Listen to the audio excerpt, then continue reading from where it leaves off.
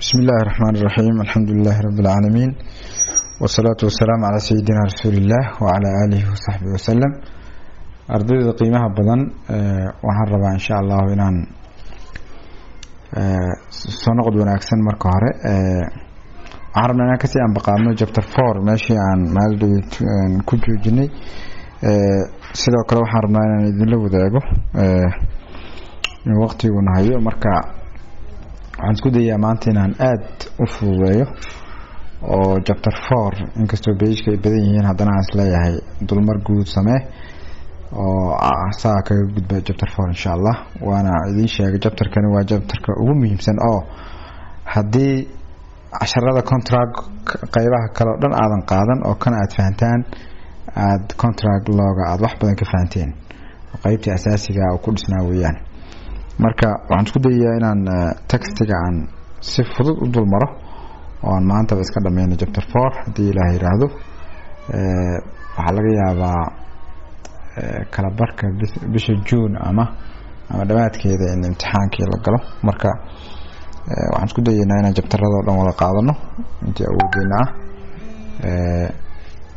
waan ku dadaalina insha Allah. بسم الله الرحمن الرحيم marka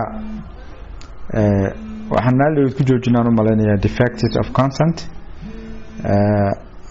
aybaha rabitaanka inaan ku joojinaan u maleynaya ama qofka consentiga ka soo hadalnay iyo dadka consentiga bixin kara marka waxaan galeynaa aybaha consentiga uu yeelan karo iyo contractga saameynta uu ku yeelanayo sidoo kale waxa idin tilmaamayaa casharka maanta aan ka hadlayno qodobada aad akhrin doontaan oo ku jira xeerka waxa weeyaan laga bilaabo qodobka 119 ilaa 134 inaad akhrisaan hadii Ilaahay raaxo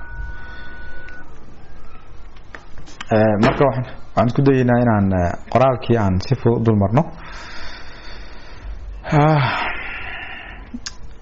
vices or defects of consent waa aybaha yeelan karta oo yeelan kara rabitaanka qofka uu gudbiyo. There are cases in which consent is manifested but would have been formed differently or not at all if the parties or one of them had been aware of certain circumstances or not been influenced by a fraud, duress or the other, duress by the other or a third party. In other words, if the will of the two parties or one of them had not been vitiated. Erga vitiated يعني haddii aanan de rabitaankii wilkii haddii aanan vitiation lagu sameynin oo dhaawac gaarin baa laga wadaa marka fikirka guud oo meesha kaga hadlaya marka waxay tahay qofka rabitaankiisa uu soo gudbinayaa laakiin haddii ay jirto xaalado keenaya qofkii fikirka uu ku siiyay ama rabitaanka uu ku siiyay rabitaan ka duwan inuu bixin lahaa xaalada ah haddii jiraan waxaa jirta marka rabitaankiisa inuu ceeb leeyahay oo defective jira marka defective jira. When this happens when consent is distorted, a defect is said to occur.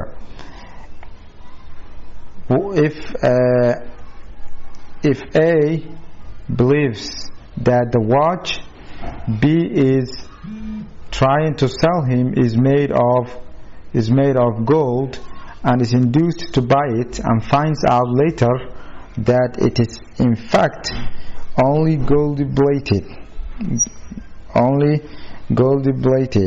the sale contract can be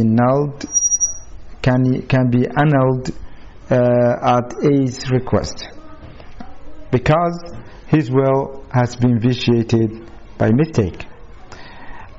wuxuu leeyahay hadii ay marka dhaawac soo gaaro rabitaanka qofka uu ku siiyay dhaawac soo gaaro soo ku soo gaaraya hadii de xaaladda uu go'aanka ku qaatay xaalad sax ahayn tusaale ahaan hadduu aaminsan yahay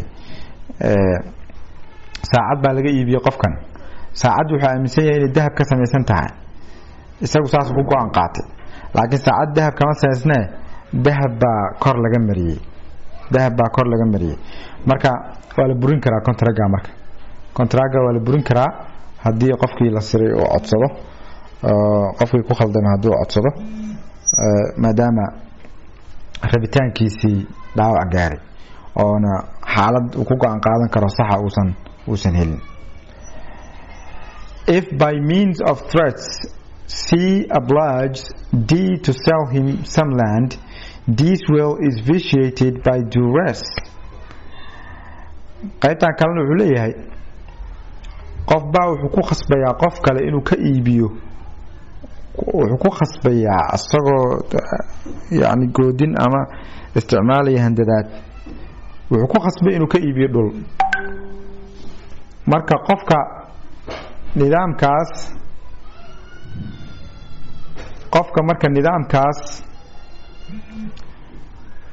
nidaamkaas dhibaatada lagu gaarsiiyey ee lagu khasbay oo loo isticmaalay sheeg handadaada inuu dhul ka iibiyo dee rabitaankiisii marka aad buu leeyahay, rabitaankiisii saxda ah maaha.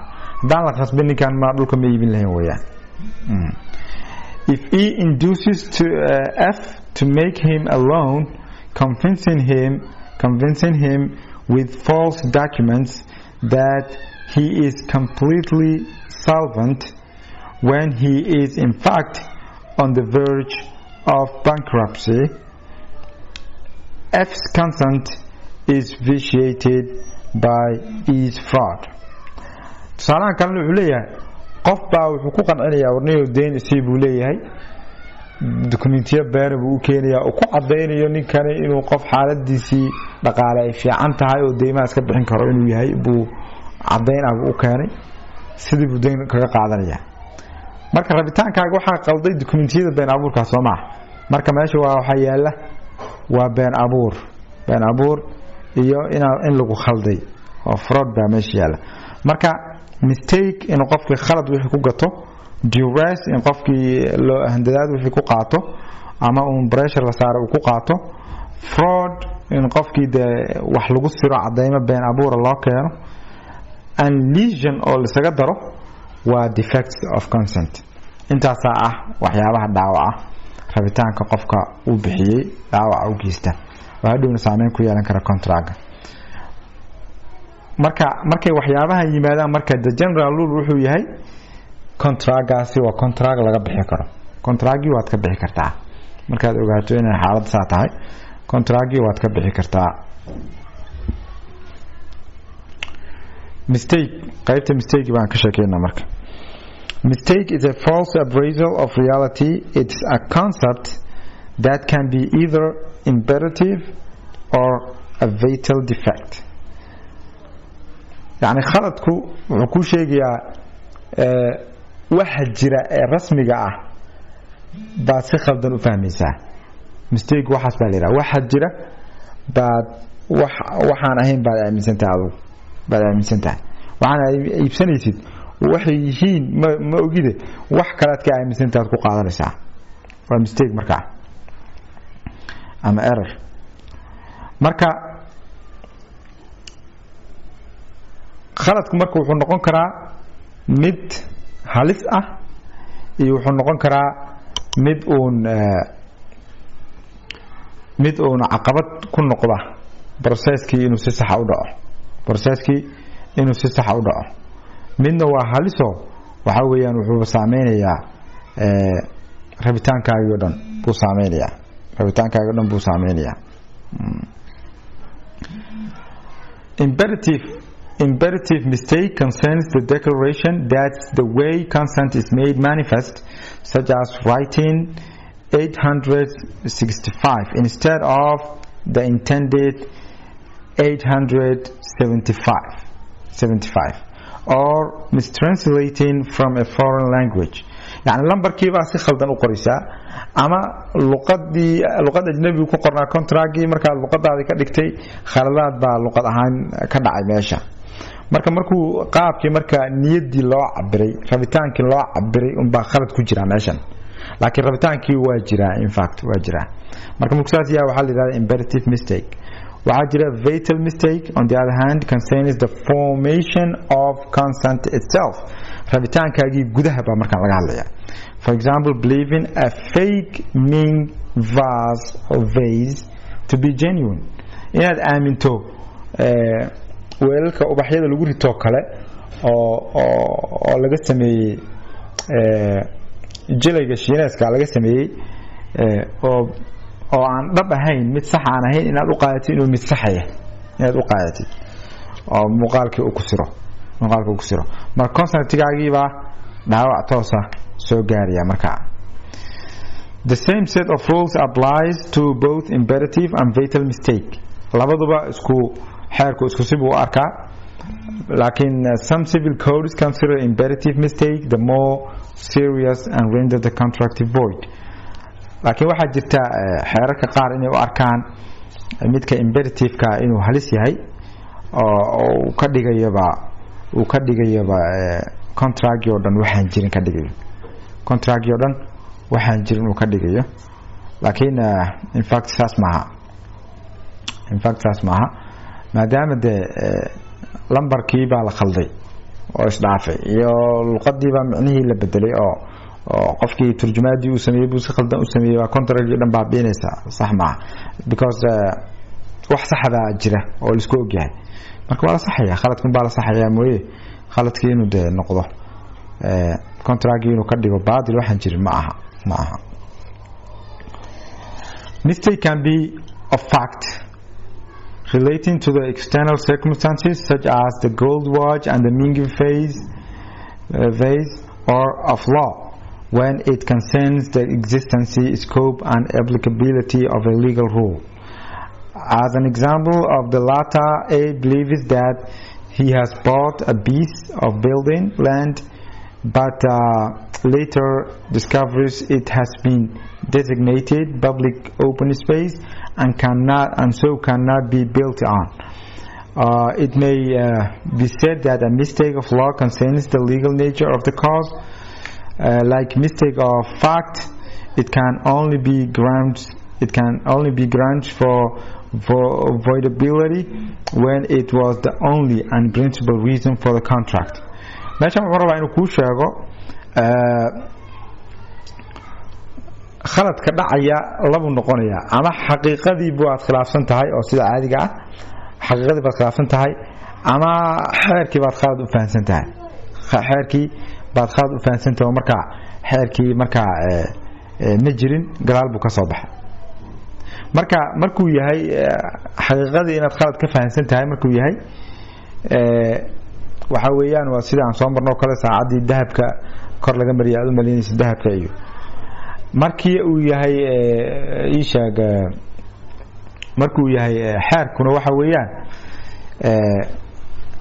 xeerkan yaa ku qabtay marka hore xeerkan kuma qabanaynin oo xaaladii waxay ku ahayd si caadi oo xeer ku qabanaya ma jirin marka xeer baa gadaal ka soo baxay oo saameeyay arrinkii saameeyay marka waxay keenaysaa in contractgii aad gashay inuu saameyn ku yeesho marka xeerka caadiga ee public ah ee loogu talagalay in wadanka lagu dhaqo oo nidaamkii guud ka mid ah kaas inaad lagama hadlayo waxaan ka hadlaynaa waxa waaye waxaa soo baxay decreto ama wax noocaas ah oo qofku si fudud inuu ku ogaan karin marka adigu meesha waa iibsatay inaad dhisataa rabtay waxaad ogaatay marka dhulkanba inuu yahay dhulan loo ogoleen in la dhisto inuu ahayn oo decreto ay ka soo baxday marka sidaas ayay marka hawshii khaladka ku yimid marka oo xeerkii in la ogolaa baa mooday lama ogol laakiin in la ogolayn baa soo baxday in fact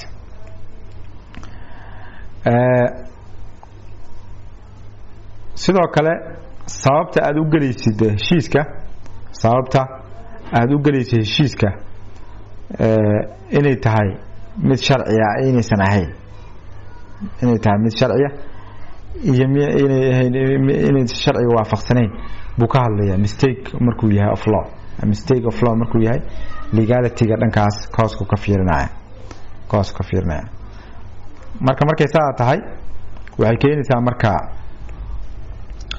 wuxuu ku saameynayaa haddii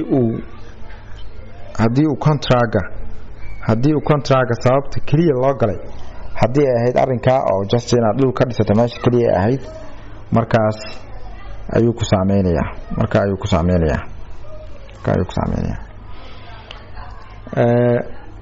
dhanka kale marka la eego mistake wuxuu noqon karaa hal dhinacle oo hal qof baa khaladkii ku jira oo khaladkii khaladka ku dhacay oo niyadiisii caab yeelatay ama rabitaankiisa caab yeeshay ama labada dhinac buu noqon karaa oo labada dhinac baa rabitaankoodii inuu caab yeesho laakiin si kala duwan. For example, if A believes that the vase is a Ming, but while B equally mistakenly thinks it's Chinese, but from the 18th century. يعني wuxuu ku leeyahay laba qofood baa midna wuxuu aaminsan yahay isla weelkii ubax lagu shubanayay mid wuxuu aaminsan yahay inuu yahay jilaygii shiinayska inuu ka samaysan yahay midna jilayga kama fikirayo wuxuu ka fikirayaa inuu shiinays yahay laakiin ka soo jeeda qarnigii 18aad oo xiliyadii shiinaysku ay waxaan soo saareen ama farshaxanka jilayga aad weelalka laga sameeyay aad ugu soo baxay. marka haddii marka labadoodiiba way kala aragti duwan yihiin laakiin uun ii sheeg khalad baa jira midna wuxuu aaminsan yahay waxaan inuu jilaygii shiinays ka yahay midna wuxuu aaminsan yahay inuu shiinays yahay oo qarnigaas ka yimid laakiin xaqiiqaduna ay sidaa ahayn. marka common mistake occurs when both parties errors amount to the same mistake. common mistake baa dhici kara markii labada qofood ba isku khalad ay ku dhacaan, such as if the vase was from the 15th century or indeed was a perfect copy, not an original. The reliance principle does not apply to bilateral or common mistake. marka reliance principle buu ahaa waxa qofka khaladka markuu galo protection waxa loo siinay waxa ahayd reliance baa la ilaalinay qofkan uu isku ka haleeyay baa la ilaalinay Soomaa. laakiin common mistake markuu yahay ama markuu yahay ii sheeg bilateral markuu yahay the reliance principle ma shaqeynayo oo labada qofood ba khaladku ku jiraan Soomaa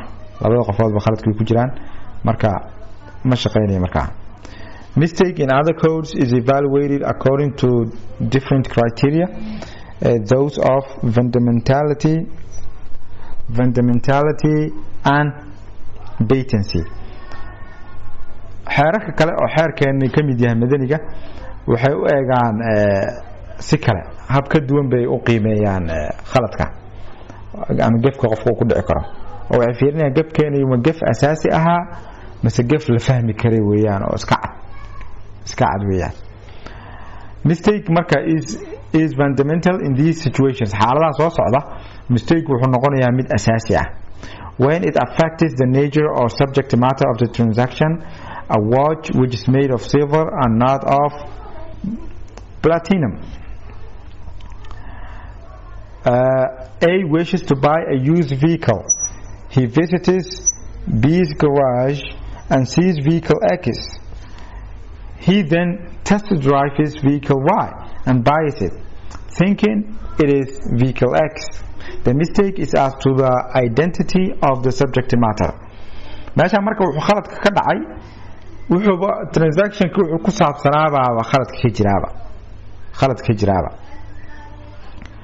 khaladkii wuxuu ka jiraa transaction wuxuu adiga waxa rabtay saacad dahab inaad qaadatid waxa qaadatay saacad qalina qaadatay ama gaari noocaas aad rabtay gaari kala si khalada ay tijaabsatay isaga iibsato qaadatay marka subject matter-kii buu khalad ka jiraa marka object-iga qaadatay buu khalad ka jiraa.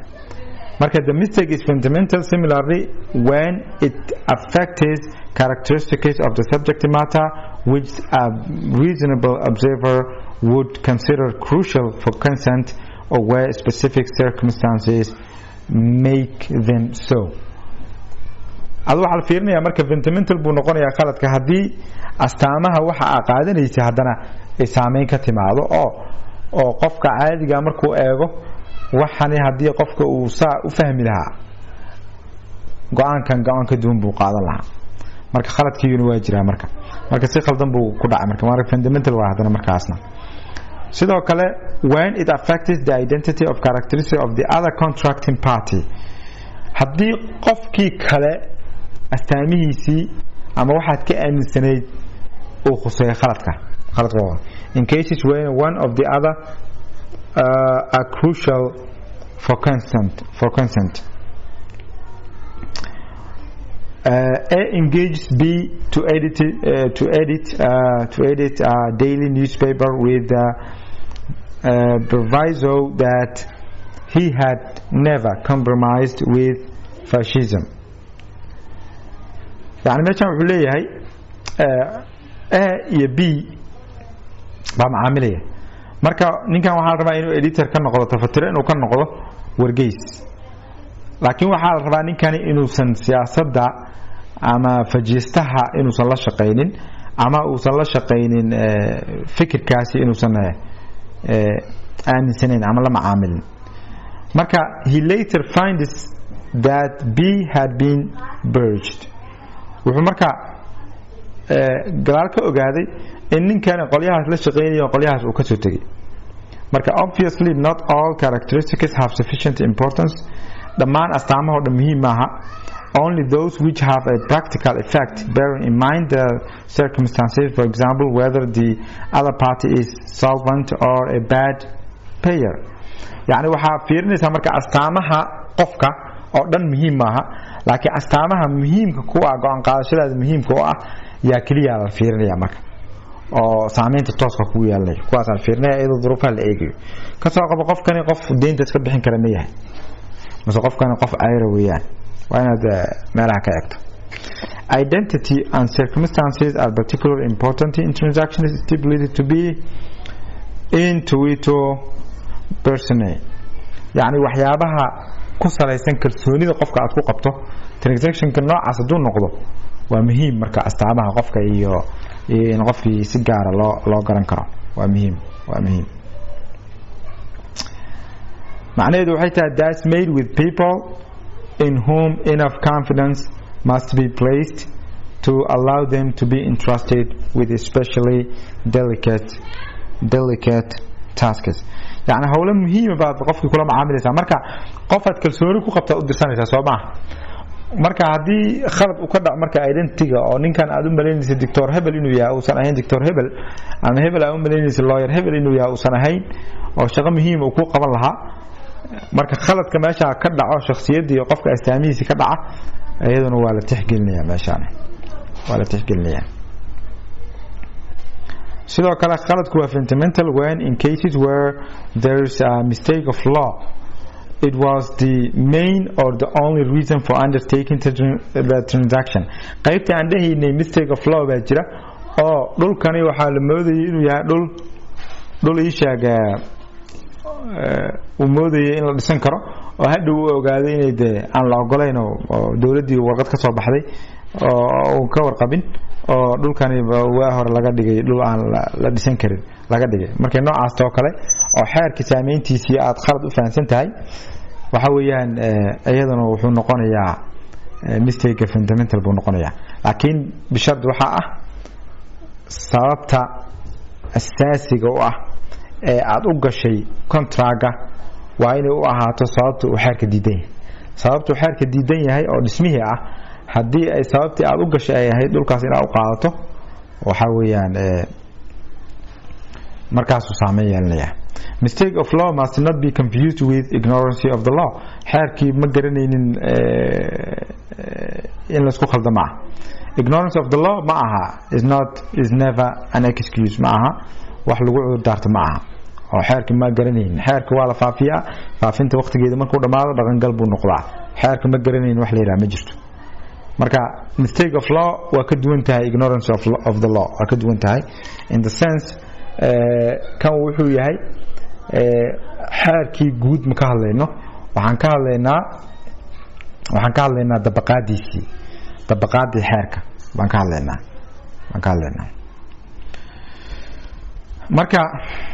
marka ma noqonayo marka It's not always fundamental either, only when it was the main or only reason for undertaking the transaction. Okay. Suppose A is a foreign tourist. Foreign tourist weeyaan qofkan waa ajnabi wadanka ku dalxiisayay who buys a painting by Raphael. painterka caanka ah ama artistiga caanka ah ee Raphael sawir uu sameeyay oo sawir gacmeed ah buu iibsanayaa. ujeedkiisuna wuxuu yahay to take home with him inuu guriga qaato de. He then discovers wuxuu ogaaday kadib markaa that Italian law prohibits the export of works of art. wuxuu ogaaday inuu xeerka Talyaaniga uusan ogolayn in farshaxanka wadanka laga bixiyo uusan ogolayn buu gadaalka ogaaday marka he had no wish to circumvent the law. inuu xeerku inuu de yani xeelaysto ama uun ka hoos duso yani ma rabin asaga. But he intended to buy only if he could take the picture back with him. kaliya wuxuu iibsan lahaa uu iibsanayo waxay ahayd haddii wixii uu qaadan karo. marka the mistake negates the sole reason for the contract. marka khaladka wuxuu meesha ka saarayaa sababtii qofka uu contract u galay uu meesha ka saarayaa. saa darteed waa muhiim in la saxarinka. It will be noted that mistaken reasons are not listed among the varieties of fundamental mistake. It's not usually legal relevant, and we shall see why below. A buys a flat in Mogadishu, thinking he is going to be transferred here, but he does not say so to the vendor. The transfer does not materialize, but A cannot do anything about the mistake as it affected his motives for deciding to purchase. Mistaken reasons are relevant only in testamentary dispositions when it appears from the instrument and is the only reason why the disposition was made, and in gifts again when it appears from the instrument and it's the only reason which induced the donor to exercise his liberality. meeshan wuxuu rabaa inuu kuu sheego waxa weeyaan sababta aad u galaysid marka haddii ka khaldan tahay. meeshani wixii lagu galayay ama ay sheeg markii aad galaysay sababtii aad rabtay baan ku dhicin, laakiin sababta adiga aad waxa u sameynaysaa haddii ka khaldanto oo sababtaadii laftirkeeda khaladka ka yimaado saameyn ma yeelanayso. marka saameyn ma yeelanayso. tusaale ahaan qof baa guri ka iibsaday xamar, marka wuxuu ku fikrayay marka in magaalada loo soo wareejinayo oo xaggan ka shaqayn doono, laakiin asaga waxaas uma sheegin qofka uu ka iibsanayo, wareejintii may dhicin. khaladka marka waxba saameyn kuma leh, heshiiskii saameyn kuma leh. marka kaliya waxaa loo isticmaalaa markii khaladka saas oo kale u dhaco, markii ay yihiin waxaan dardaaran oo kale markuu qofka sameeyo. marka waxaa la eegayaa haddii sababta kaliya oo u galayay ay ahayd sababtaas khaldan, markaasi waa xaalad waa la qiimeynayaa.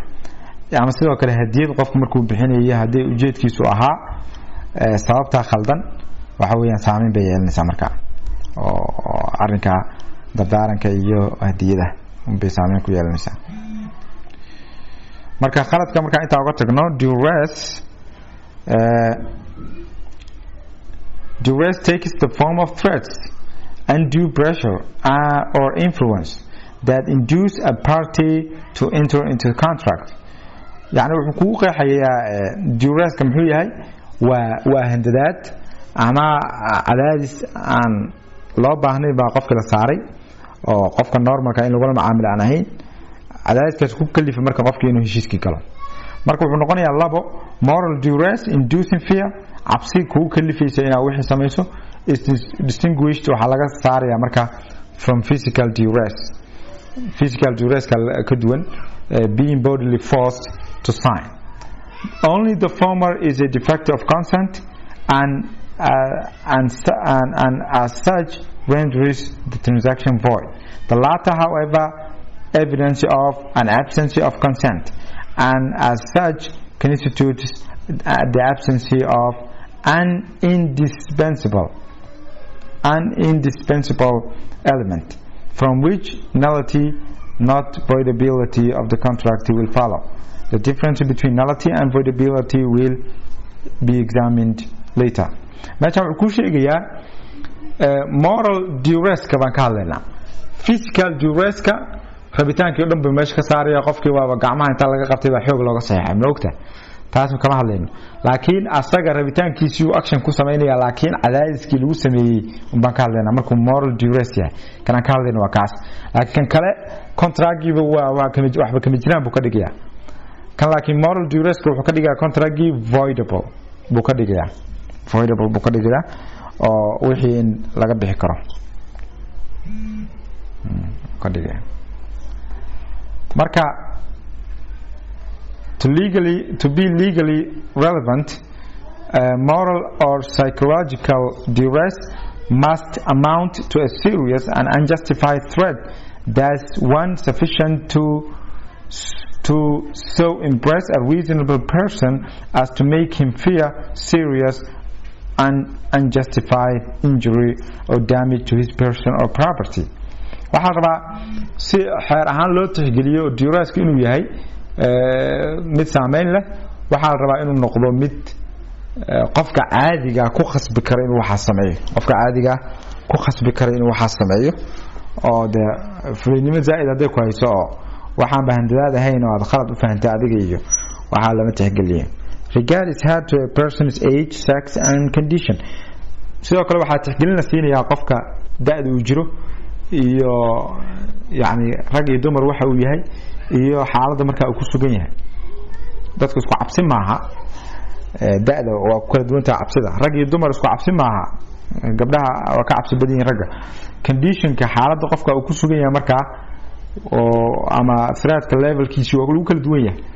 oo adiga waxa laga yaabaa inaynu ku cabsiinaynin in waxyaabaha qaar inaynu ku cabsiinaynin, laakiin waxyaabo kale hadii lagu sameyn lahaa aad cabsan lahayd oo lagu kala duwan yahay. marka waxaas kala duwanaanshahaasna waa la tixgelinayaa. In short, not every threat or pressure will suffice. يعني cadaadis kasta ama handadaad kasta kuma filna. It has to provoke fear in a reasonable person in order to be grounds for voidability. waa in wixii ay qof caadiya ay saameyn karayaan. Thus the test is to consider whether a reasonable person of the same age and sex as the complainant would have felt compelled by the other party. marka qofka kale soo dareemi lahaa baa la eegaya. Fear driving from an exaggerated deference towards the other party is not sufficient grounds. qofkan ixtiraam dartiisa daa wuxuu ugu sameysay waalidka oo kale ama qof macallinkaaga oo kale oo aadan hadal ku celin karin, ku khasbana waa u sameynaysa soo ma taas ma lama dhahayo taas inay tahay khasbidii duress-ka ma tii duress-ka ma saameyn ma yeelayso. marka ixtiraam out of respect baa qofkan waxaas ugu sameysay adigu hogaansantay. Duress is always serious even when carried out by a non-party to the contract, and it's not necessary for the non-party to be in collusion with the other party. Duress is unacceptable in itself and is to be suppressed and banished by law. marka duress-ku mar walba waa dembi halis ah. markuu qof aan xataa qayb ka ahayn contract-gi hadii uu sameeyo waa muhiim, saameyn buu yeelanayaa. oo qofkii ku sameeyay khasab maaha inuu qofkii la galay contract uu yahay, qof saddexaad xataa hadii uu sameeyo saameyn buu yeelanayaa. and it's xitaa qofka kale hadii uu ku khasbanayn inuu soo dhaxgalo meesha. marka waa inuu xeerku ciqaab saaraa duress-ka in general. Duress is also serious when it directed against a spouse or descendant or ascendant of the contracting party. xitaa saameyn uu yeelanayaa markuu qofka gabadhiisa ama xaaskiisa ama ishaag ilmihiisii ama waalidkiisii uu isticmaalo. If directed against another person, duress must make the transaction voidable at the court's discretion. maxkamadana waxaa go-aan ka gaaraysa oo go-aaminaysa saameyntiisa. To count as duress, a threat must also be unjustified, thus distinct from a threat to exercise a right. يعني haddaan kugu goodinayo wallahi tilaaban kaa qaadaya haddii kale waxaa ii sameeya masaa ii yeel marka taa lama eegayo. Unjustified inuu yahay waaye goodinta lagu samaynayo qofkaani waa in goodin uusan xaq u lahayn inay tahay weeyaan.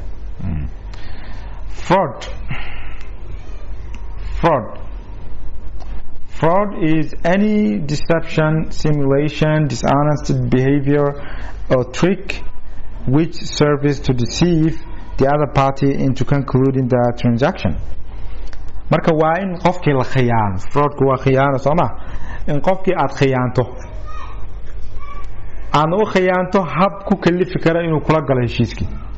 marka wuxuu noqonayaa marka fraudku labu noqonayaa contractual fraud denotes precisely an intention to deceive.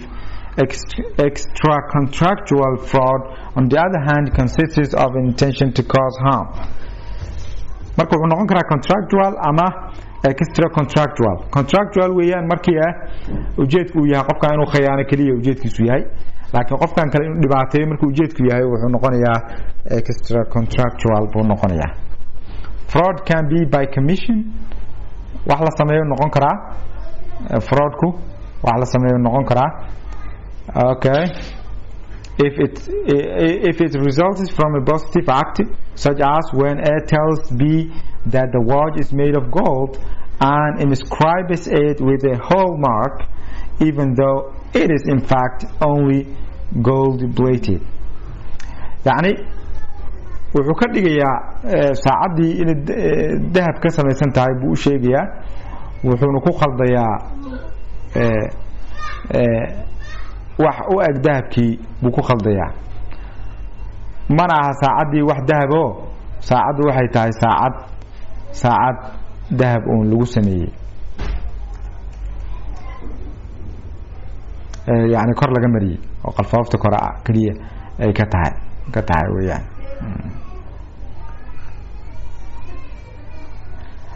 marka wuxuu kuu saarayaa calaamad ah dee waxani waa dahab buu ku leeyahay, moogta waa dahab buu ku leeyahay. marka hallmarkiga xataa hadduu ku sameeyo oo ku duubo wax macnaha ay samaynaysa ma laha. sidoo kale omission baa lagu geli karaa oo when consisted of silence. when does nothing to disabuse be of his evident misapprehension that the gold-plated watch is solid gold. marka qofkani saacaddii inaysan dahabayn wuu ogyahay, wuu ka aamusaya, uma sheegaayo inaysan dahabayn, dahab ahaan buu uga iibinaya. omission weeyaan. marka ayadana waa fraud. sidoo kale waa fraud requires an intention to deceive. waxay u baahan tahay in lagu talagalay qofka in la khaldo, but it's not possible to examine in detail the internal psychological processes giving rise to the deception. yani in qofkii gudihiisa dee processkii dhacayay gudaha uma geli karno oo ma garan karno niyadiisii hoose uma dhaadhicin karno. hence it's necessary to examine the external circumstances from an objective point of view. kor baan ka eegaynaa marka xaaladda lagu jira deceptionka inuu ku talagal ahaa iyo in kale meeshaasaan ka xaaladii guud baan ka eegaynaa. ninkan alaabtiisa waa garan karaa inuu dahab ka samaysan tahay in kale soo maha.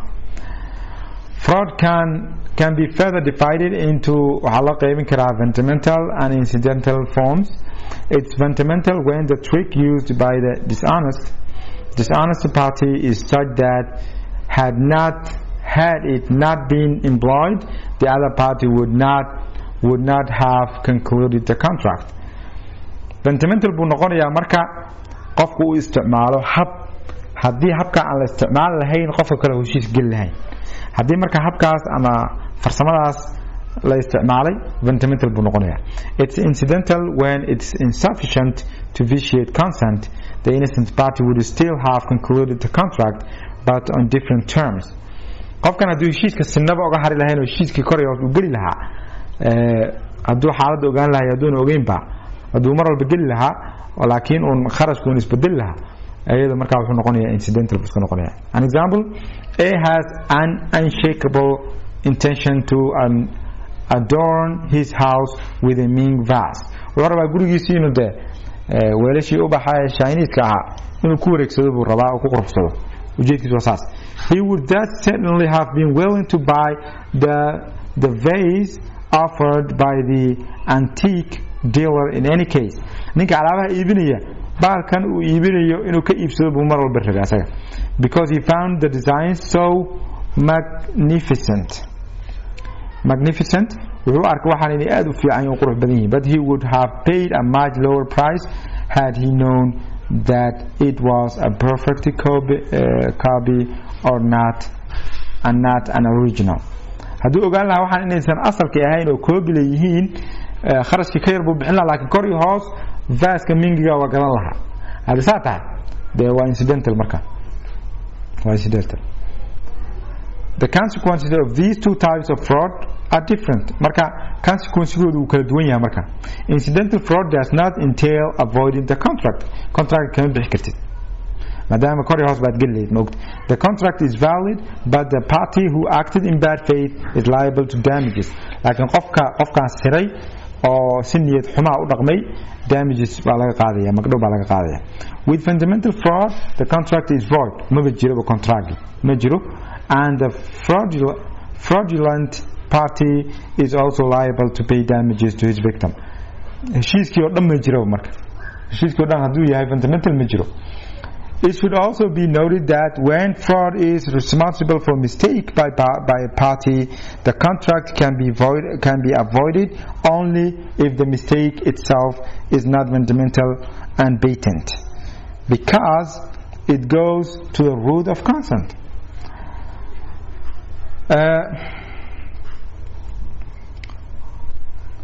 markii yani khiyaanadu ay sabab u noqoto qofka kale inuu khalad galo marka oo khalad ay sababto khaladkaasi waxaa la tixgelin karaa keliya khaladkaasi waa la tixgelin karaa xataa hadduu mistake yahay uusan fundamental ahayn, xataa uu yahay mid iska cad. sababtoo ah meeshani waa farsamadu waa saameyn yeelanaysa, farsamadii uu ka dhashay khaladka baa saameyn yeelanaysa oo khaladkii fundamental hadduuna ahayn saameyn ma lahayn soo maha, laakiin markani fundamental asagoo ahayn buu saameyn yeelanaya because another factor baa jira oo ah fraud baa meesha yaala. In unilateral transactions reliance is not protected because there are no other party. unilateral transactionka markuu yahay oo transactionku hal dhinacle markuu yahay sida ii sheeg gift markaa qof siinayso oo kale reliance lama ilaalinayo marka, reliance-ga dhinacaaga ah lama ilaalinayo sababtaa dhinac kale ma jiro, waa adiga go-aan gaaraya. marka tixgelin waxaa la siinayaa therefore to the will of the contracting party, rabitaanka qofka sameynaya ama heshiis gelaya, and to the criterion of fundamentality baa tixgelin la siinaya, yani qofka kale kula gelaya baa dhankiisa laga fiirinaya. Of the two, the exercise of will becomes the predominant factor in whether an interest deserves protection. In some cases it is the determining factor, as when a testator has had a mistaken reason for making a disposition. In these cases, however, reason is not to be understood in any psychological sense, difficult to assess, but in an objective sense as a circumstance that has influenced the transactor's will. marka waxaa la fiirinaya marka meeshan wuxuu rabaa inuu kuu sheego reliance inuu shaqeynaynin unilateral transaction markay tahay sababtoo ah dhinac kale ma jiro meeshii dhinac kale ma jiro laakiin rabitaankaagii tixgelin baa la siinayaa ayadoo la eegayo markaasi rabitaankaagii mistake aad galaysa ama reasonkaaga sida uu saameynayo go'aankaaga tixgelin baa la siinayaa oo meesha laga eegaya lesion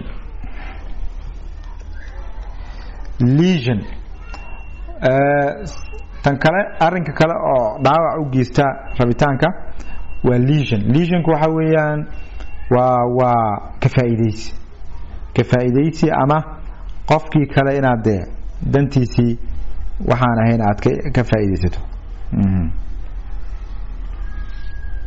inaad ka faa'iideysato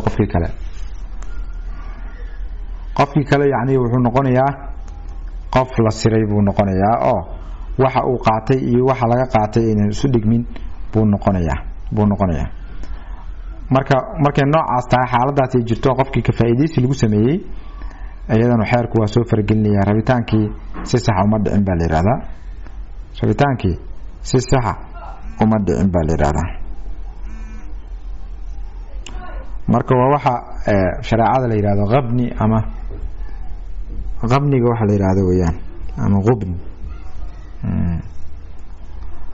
waa waxa qabniga la yiraahdo qofkii maqbuun buu noqonayaa marka lesion is usually presented in civil law scholarship under the heading of defects of consent baa looga hadlaa yani ceebaha rabitaanka although its nature does not perhaps not quite comport with that qualification yani rabitaankiisa buu qof ku galay wax ka qarsoon ma jiraan lama sirin waxa kale laguma sameeynin laakiin rabitaankiisa maadaama zaa'id uu ahaa ama xaalad gaar uu ku sugnaa baa laga faa'iideystay oo dabcan inta badan waa xaaladaha guurka iyo waxyaabaha la kala saxiixda iyo waxyaabahaas baa aad loogu isticmaalaa lesion results marka wuxuu ka dhashaa from the exploitation of one of the parties by the other qofka kale inuu ka faa'iideysto qofkani maadaama uu helan yahay which creates a serious disproportion between the prestations waxa la kala qaatay baa kala duwan prestation is civil law English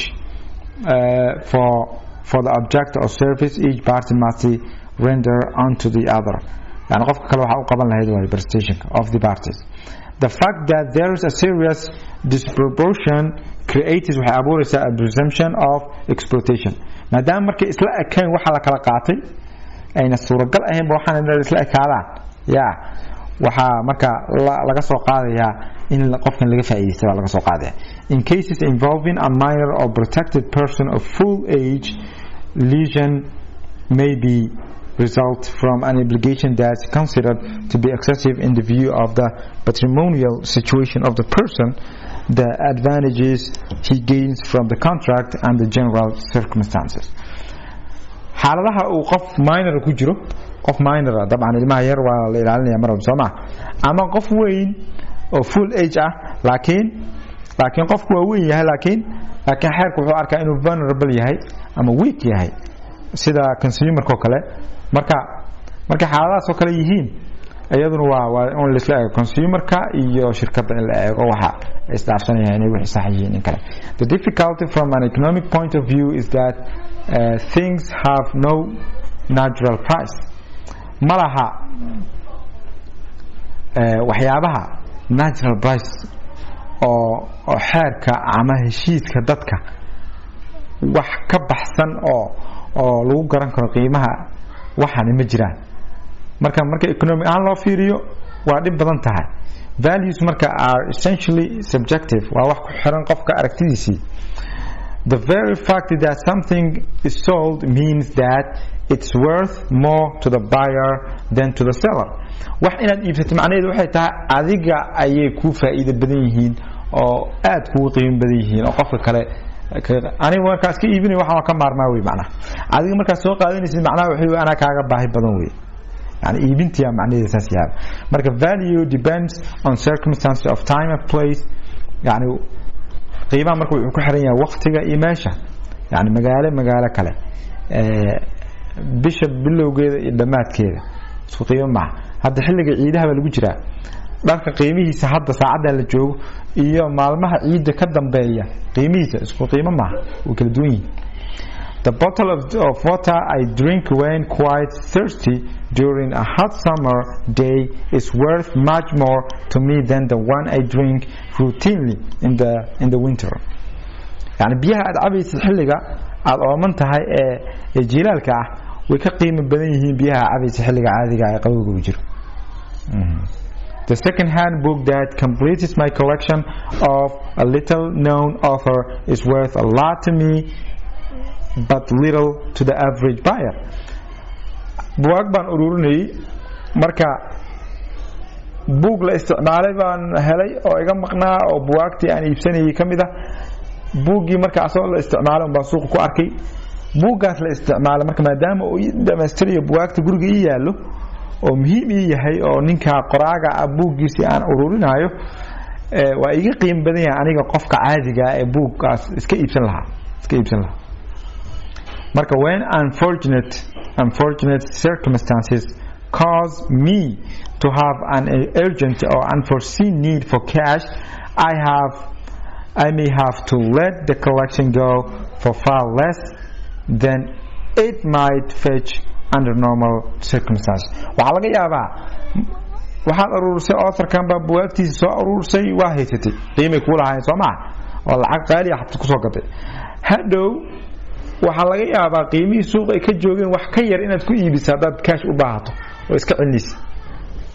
marka waa wax marka saas subjective waa qiimaha marka isla ekaanshihii baan rabnaa marka inaan fahanno inay aad u adag tahay. These examples illustrate waxay sawirayaan marka the difficulty of determining what would be a disproportion serious or not between the prestations of the parties to a contract. isla ekaansho la'aan maxaa noqon kara inay adag tahay bay sawirayaan labadan.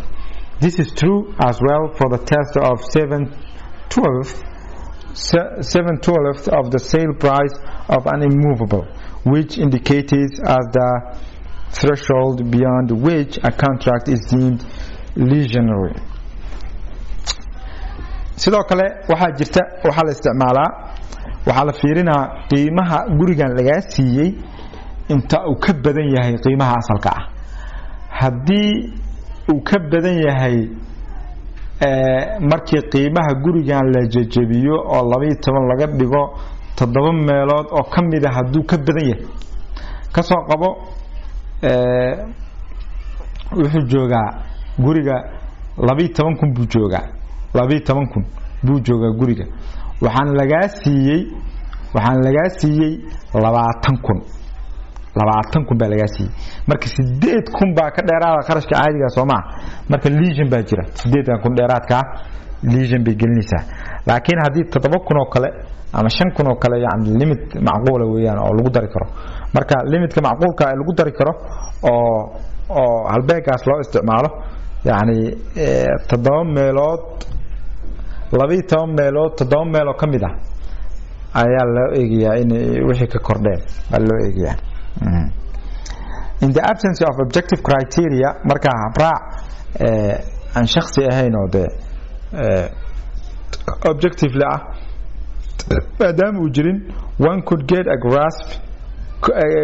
one get a grasp of lesion by looking at the subjective side factors that relate to the situation of the victim of lesion or the circumstances under which it's supposed to have occurred. suuragal ma tahay marka maadaama uu jirin criteria sax ah oo la raacayo oo la cabiri karo oo qofka rabitaankiisa iyo aan howlaha ku xirnayn oo raaci karo maadaama ay jirin suuragal ma tahay qofku inuu marka arrinka kale ku fahmo lesionka suuragal ma tahay. This is no doubt the purpose of the term exploitation.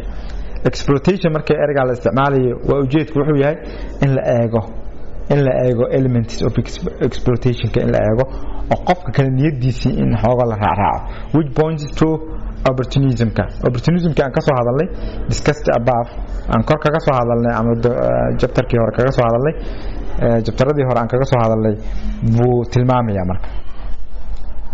But beyond the cases of defectives of consent and the general concept of good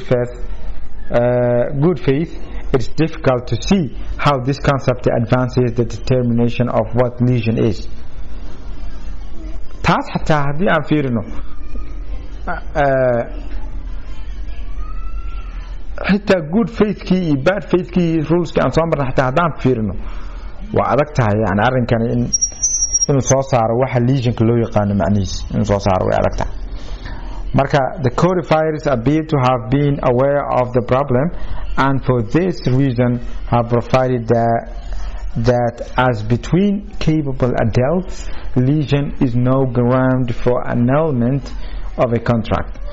haddii labada qofood oo wax wada kala qaadanaya haday yihiin capable haday yihiin oo adultsna ay yihiin lesion meesha ma soo geli karo lesion laba qofood oo isla mid baatiin business warku waa caadi qof kale iyo qof kale caadi oo isku baawar ah waa caadi. each party is considered the cheapest cost avoider when it comes to looking after its own interest. Lesion is recognized for minors and for incapable grown-ups.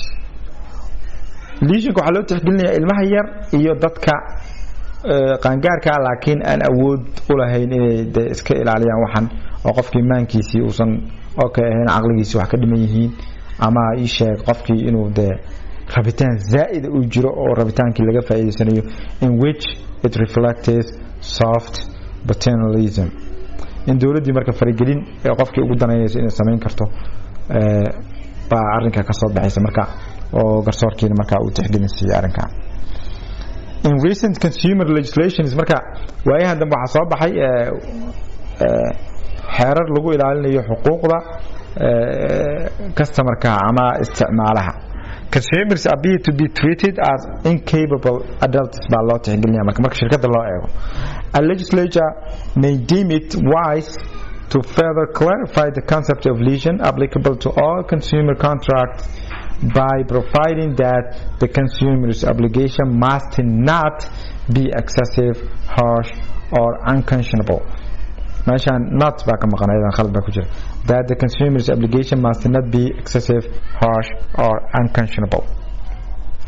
marka waxaa la fiirinaa markii consumerka loo danaynayo waxaa la fiirinaa waa in obligationka saaran uusan noqon mid xad ka baxa ama aad u adag ama laga bixi karin waa inuusan noqon. another consumer legislation may use waxay isticmaali karaa xeer kale wuxuu isticmaali karaa the qualification that the act must have amounted to an abuse of the weakness or ignorance of the person. qofka jahligiisa oo ka faa'iideysanaysa ama meeshuu ka dabacsan yahay. this appears to refer to circumstances in which the contract was entered into and implicitly extend the scope of the concepts of fraud and threat of violence. xaggana qofkii baa laga faa'iideysanayaa ama hal khiyaanayaa iyo howlo kala soo galay khiyaanadii wixii nagu celinayaa marka hadana marka conceptiga lesionku waa wax isugu maldahan oo laga eegayo labada qofood maxaa kala duwaya waxa ay kala qaadanayaan. It's obvious that one attempts here to capture practical applications of the idea of opportunism ka faa'iideysiga fikirka ahaa baan tusaalooyin ku haboon baan isku dayeynaa inaan soo bandhigo. These terms do not really resolve the problem, but they indicate the need to use the concept of lesion sparingly. marka waxaa rabaa conceptiga lesionka inaan lagu xadgudbin baa rabaa oo markay haboon tahay la isticmaalo. mar walba lesion jira war ninka waxa ka qaadatay ninkan waa dhacday waxaad ka qaadatay waxaad islama eka mar walba garsooruhu inuu meesha taagnaado ma aha inuu si qoto dheer u eego weeyaan. kala duwanaanshaha waxa keenay oo hantida kala duwan waa ku dheeraan qaybtaas marka waxaan isku dayeynaa inaan soo koobno qaybahan kale maadaama ay yihiin qaybo iska sahlan oo elementskii qaybta ugu adkeyd haddaan soo dhamaynay qaybtan dambe marka way iska sahlan tahay marka waxaan rabaa inaan si fudud carabka mariyo oo idinkana aad insha Allah aad akhrisaan oo wixii su'aalaha ugu soo celisaan. The object is the outcome that the contract is calculated objectively to produce. it must not confused with motive, the outcome that the contract is subjectively intended to produce, which is legally irrelevant. meesha wuxuu kala saarayaa objectiga iyo wuxuu kala saarayaa iyo reasonka buu kala saarayaa. objectigu waxa weeyaan waxa contract ka soo bixi doona, wax contract ka soo bixi doona isticmaal doonto weeyaan, ma aha waxa niyada aad ku hayso oo faa'iido ah, ma aha kama wax niyada aad ku hayso, ma ka niyada aad ku hayso motive ka ah waa daas waxa loo isticmaalaya reason iyo eray kale. objective ma akaas, marka objective waa waxa soo baxaya. marka the objective is what the contract is about, the subject matter of the contract, the thing, right, service to be provided or performed under the contract. When A sells his car to B, the scope of the contract of sale consisted of the exchange of the thing, the car, for the selling price, say $2,000. When employer C takes on worker D, the scope of the employment contract consists of the exchange of C's labor, driver ha noqdo, doorman ha u noqdo, qof albaab jooga ha noqdo, secretary ha u noqdo, for his or her remuneration, oo marka asagana bedelkii lacagta uu qaadanayo ay isdhaafiyaan. marka qof walba prestation ama objective uu qaadanaya, kana wuxuu qaadanaya lacagtii, kana wuxuu qaadanaya laborka, waa ka wages and salaries. The object is thus the economic function which the concluded contract fulfills. marka waa hawsha shaqaale contract uu ku qabanayo weeyaan objective. hawshii dhaqaale uu contract ku qabanayo baa objective ama. In the economic operation involved in sale and purchase, the object is exchange. objective marka waa waxa la isdhaafsanayo. In a unilateral act, the object is the distribution of property. waxa la qaybinayo, antida la qaybinayo baa objective marka oo qaybta kaaga soo aadaysa weeyaan.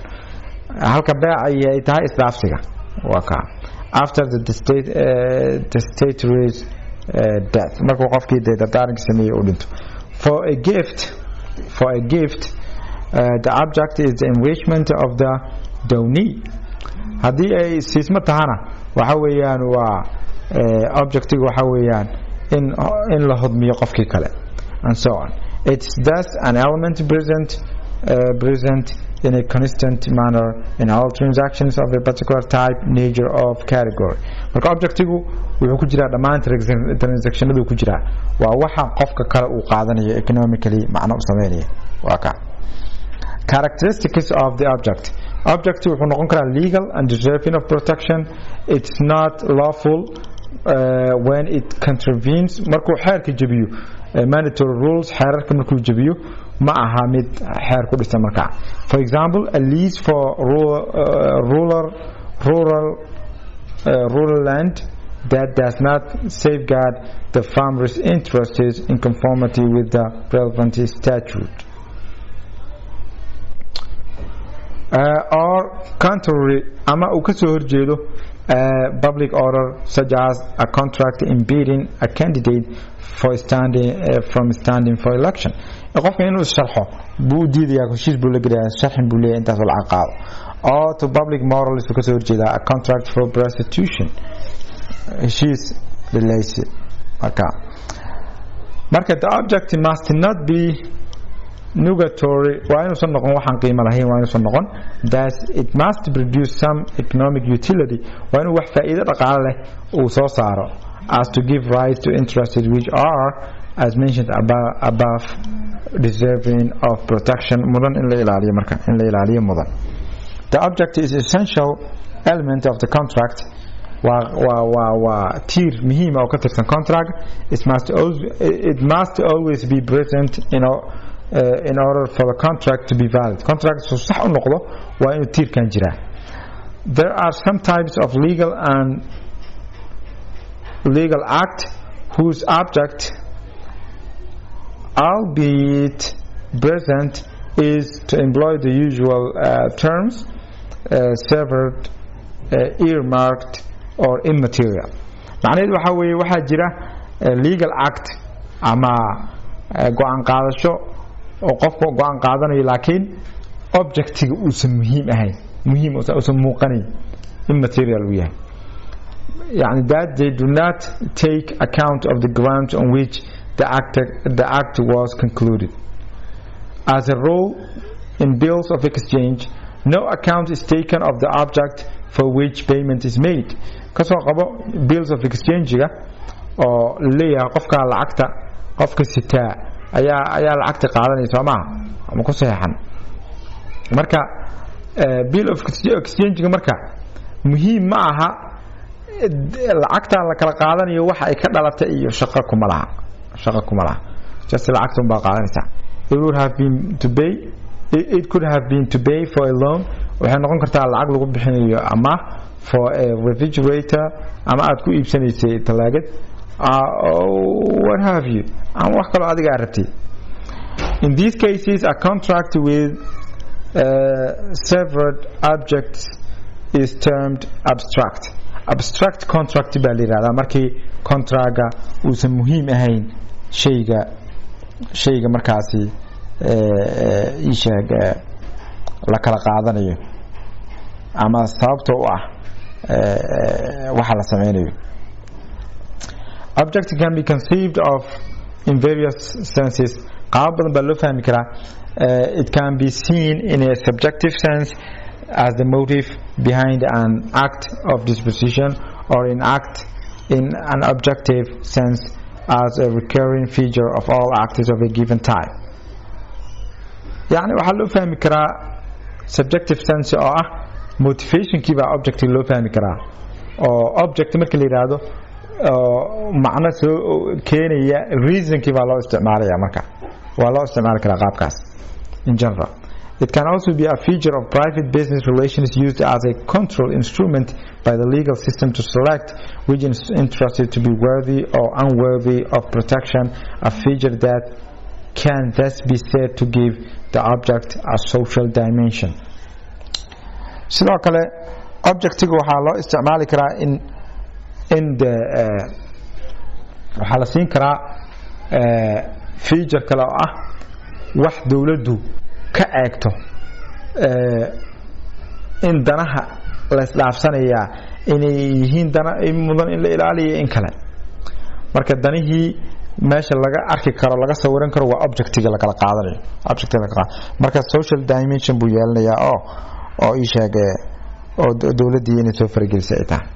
It can also be seen as a basis for contractual risk, as an objective ground for justifying in the domain of private relations the assumption of risk by the contracting parties. Thus are definitions of object numerous. marka sidoo kale waxa loo qaadan karaa objectiga inuu yahay justificationka qofkan oo halista u galiyo contractgan halistiisa maxaa u qaadanaysaa the objectiga buu rabaa waxa ka soo baxay buu rabaa inuu qaato. marka definitionka objectiga markaad eegto oo legal literature-ka midba qofba dhinac buu u jiidaya qaarkood waxay gaarsiinayaan ilaa sense ay isdhexgalaan cause-ka iyo objectiga ay isdhexgalaan qaarkoodna way kala xirayaan oo ii sheeg objectigiina waxaa loo fahmayaa waxa dhaqaale ahaan meesha ka soo baxaya baa loo fahmayaa ama wixii la qaadanaya cause-kan waxaa loo fahmayaa motive-ka. marka annaga xeerkeena kaas waafaqsan yahay in cause-kii iyo la kala ilaaliyo iyo in la kala ilaaliyo objective in la kala ilaaliyo in isdhexgelin macnaha. On occasion an objective has been used to establish the binding character of a promise. A promise without an object is not legally valid. To establish the lawfulness of prestations provided for in a contract and the identification of defensible interests. mar kale waxaa loo isticmaalaa haddana objectigii ii sheeg object hadduuna jirin oo wax qofka aad siinaysid uuna jirin ballanqaadkii wax ka jiraa ma jiraan because the element muhiima weeyaan soo maaha element muhiima weeyaan marka macnahaasna waa loo isticmaalay. The idea of object may be understood as a socio-economic function of a contract. sidoo kale waxaa loo fahmi karaa in socio-economic function of a contract inuu yahay ii sheeg hanaanka dhaqan dhaqaale ay sheegay heshiiska inuu yahay objective baa loo fahmi karaa. Economic, because the contract is understood as a deal that brings profit to the parties. Social, because it permits the regulatory regime to exercise control over business done in private. Social waxa loo leeyahay waxa waaye social dimensionka waxa waaye dawladii baa soo faragelinaysa laga eegayaa oo objective meeshiisa ka soo galaysa. Economic way, because faa'iidadii asaga keenaya. Contracts are that are unlawful or lack an object are void. Contract marka aan lahayn object aan lahayn ama xeerka waafaqsanayn waxa weeyaan waa kuwa baatila because legal effect ma laha or essential element baa ka maqan. In short, these are the requisites of things are objectives of contract. Objectives marka si contractiga loogu isticmaalo shuruudahan baa laga rabaa. It must not be outside the commerce of men. waxaan bini'aadamku ka ganacsan waa inaysan noqon sida airkan oo kale oo aan si gaar loo samaynin, streetka wadada dadka wada leeyahay, riverka. It must not contrary to law, morals, good customs and public order and public policy. Like marijuana lama ogola in the object contract noqoto. It must not be impossible either physically or legally. waxaan inaysan noqon wax yani aan suuragal ahayn inaysan noqon. It must be determined as its kind. waxaana waa in nooc ahaan la fahmi karo waxa ay yihiin. waa prestation shuruudii aan kusoo marnay.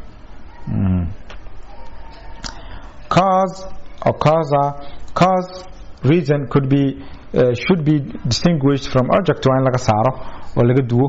Its individual motivation waa cause-ka and the circumstances inducing the individual to undertake the transaction, such as when A sells his car in order to raise money to buy a house, or C makes a gift to D because D is about to marry, or E decides to take F on because his business is expanding and he needs extra workers. F may be seeking work because he is no longer wishes to depend on his parents' goodwill and wants to live independently of his family. waxaasoo dhan waa reasonskii qaabkaas bay ku iman karaa. Causes are too many and varied to enumerate. waana kala duwan yihiin lama tirin karo.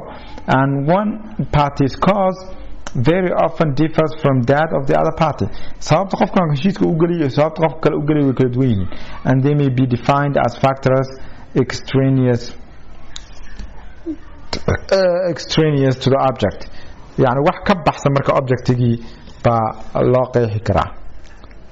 The distinction between object and cause is not, however, as simple as might appear. ma sida u muuqato inay sahlan tahay in la kala sooci karo. Indeed, it can vary according to whether causes are considered as objective circumstances and not merely internal psychological phenomena. sidoo kale way kala duwanaan kartaa iyadoo la eegayo causeska in loo eegayo inay yihiin objective circumstances, inay yihiin oo yani duruufo la qiimeyn karo, ama ayna ahayn psychological phenomenon ka qofka gudihiisa ku jirta. Or else an object can take on a subjective dimension as the manifestation of will. sidoo kale noqon karaa. Thus the apparent purpose or reason for the contract is, marka ujeedada guud marka ee laga leeyahay ama sababta oo ah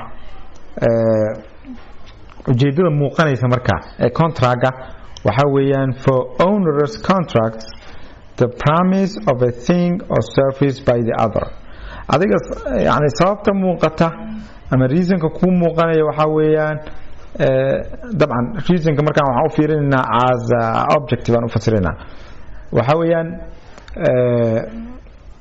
qofka kale wuxuu ku ballan qaaday baad eegaysaa moogta baad u gelaysaa heshiiska or service by the other ama hawsha ku qabanayo. For remuneratory contractyada lacagta la bixinayana the service of benefit wages being remunerated adna waxaa fiirinaysaa kharashka qofka uu ii sheeg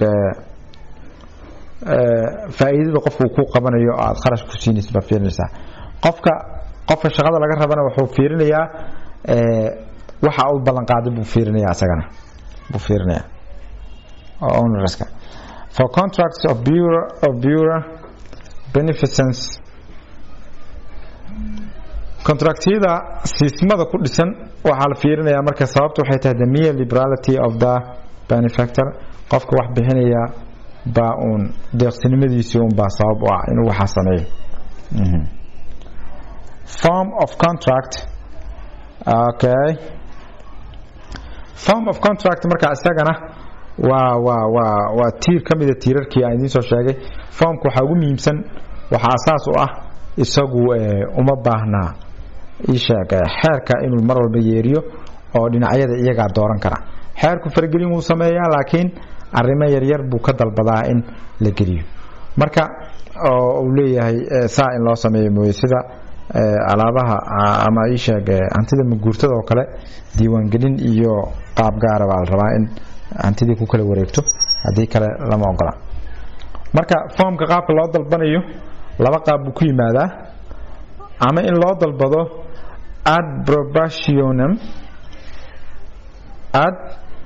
ad proportionum oo ah in cadeyn ahaan loo dalbayo oo waxani inay qoran yihiin baa lagu cadeyn karaa ama in loo dalbanayo ad substantium ama in loo dalbanayo inuu qayb ka yahay heshiiskii samaysankiisa labadaas qaab ku yimaada marka kan markuu yahay cadeyn ahaan marka loo isticmaalayo saameyn kuma laha contract jiritaankiisa saameyn kuma laha laakiin markii uu ii sheeg yahay tiir kamida tiirarkii samaysanka oo xeerka uu dalbanayo wuu saameynaya marka oo contract ma jiri karo hadii aan formkii hadaan la raacin ma jiri karo marka formka waxa ugu muhiimsan qofkii inuu ii sheeg afka in la heshiiska laga galo oo contract waatan ugu caansan in qoraal lagu galo ay kamid tahay waxa kamid ah public document in laga dhigo wixii oo public document laga dhigaya notary public baa loo tagayaa ama other authorized public official baa loo tagayaa sidaas baa lagu nidaaminaya marka public document buu saas ku noqonayaa oo enforceable ah buu noqonayaa oo official baa saas looga dhigayaa aad iyo aad marka formku wuxuu noqon karaa legal iyo contractual legal wuxuu yahay waa markii ay sheeg xeerku ka dalbanayo oo ku farayo in form gaar la raaco contractual kaas badan oo laba qof ay ku heshiinayaan formka la raacayo labada qofood ay ku heshiinayaan marka inta badan xeerku wuxuu dalbadaa in public document laga dhigo waxyaabaha xuquuqda khusaysa immovable property-ga markii wax laga tanaasuliyo kale immovable-ka xuquuq aad leedahay aad ka tanaasuleyso oo kale wax la yiraahdo anti-crisis oo ah anti-crisis-ka waxa weeyaan heshiis aad la gelayso qofka deynta ka qaadatay oo hantidaada ama gurigaaga aad ku wareejinayso oo gurigaas kira iyo wuxuu raba ka qaadanayo interest ka amar marka deynta inta ka qabto asagana gurigu ka sii faa'iideysanaya oo kirada iyo wixii qaadanaya marka iyadana waxaa rabaa in heshiiskaas oo kale in la nidaamiyo la rabaa yani heshiisyada kirada oo kale ay ka badan 9 sano shirkadaha lagu siinayo inay guri ama isticmaalaan alaab contractyada dhaadheer waxyaabahaas oo dhan waxaad akhrisaan article-ka waxaan u maleynayaa inuu yahay 939 inuu yahay jecelahay article-ka list gareynaya arrimahan muhiimka oo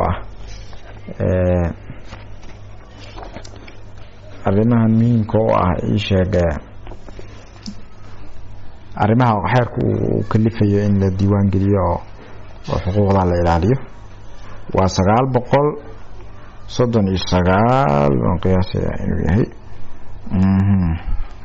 asaga weeyaan 939 marka waxaan isleeyahay inaad akhrisataan baad ku filan qaybtan kale oo ah incidental elementska waa qaybtii aan kaga soo sheekeyn jirnay conditionka iyo aan kaga sheekeyn jirnay iyo periodka aan kaga soo sheekeyn jirnay marka iyadana waxaan rajeynayaa inaad akhrisataan oo idinkaan idinku haleynaya haddii Ilaahay yiraahdo aad bay u sahlan tahay wax asaa u dhib badan maaha mawdaskana waa idin sheega asagana waa luqad simple ku qoran yahay waa qaybtaasi waa ay sahlan tahay iyadana marka waxaan rajeynayaa inaad fahanteen casharka oo nuxurka laga hadlaya aad fahanteen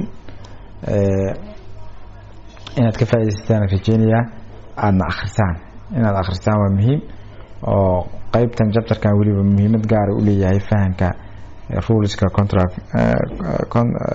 contractka marka saasaan idin rajeynayaa maanta dee qaabkii hore aan u akhrin jirnay waan ka duway sababtoo textiga too much ah marka waqtigan waxaan islahaa soo beeqaamiyo Ramadan baa lagu jiraa wixiina ka gaarsii baan islahaa marka chapterkan afraad sidaas ayaan uga gudbi doonaa intii dambe qaybta dambe idinkaan idin deenaya inaa akhrisaan wixii su'aalahan ay ugu soo celisaan haddii Ilaahay yiraahdo waan mahadsantihiin wassalaamu calaykum waraxmatullaahi wabarakaatuh exercise-ka ciddii aanan soo dirin ilaa caawa 6 saac buundooyinkii qofkaasi waa ku waayaya ogaada assignmentigii ragga qaar waa ii soo diray way mahadsan yihiin laakiin dad badan oo aan ka helin baa jiray marka taasna waa iga wargelin aad iyo aad baad mahadsantihiin wassalaamu calaykum waraxmatullaahi wabarakaatuh